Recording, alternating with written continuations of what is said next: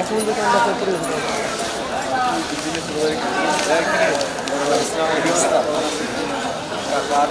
আসলে আমি বেশ কিছু উদ্যোগ নিতে চাই যেগুলো আমি মনে করি অনেক ইফেক্টিভ হবে আমাদের শিক্ষার্থীদের জন্য।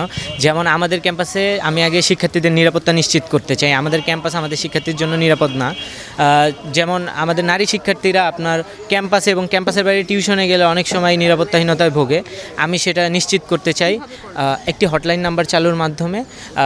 তারা কখনো কোনো প্রবলেমে পড়লে তারা ওই নাম্বারটিতে ফোন করলে তাদের যত দ্রুত সম্ভব তাৎক্ষণিক ব্যবস্থা নিয়ে তাদের সেবা দেওয়া হবে। এবং এর বাইরেও আমরা পুরো ক্যাম্পাসটাকে সিসিটিভি কভারেজ করতে চাই। এর মাধ্যমে বহিরাগত দমন সহ আরও সকল কাজ করা সম্ভব আমি মনে করি।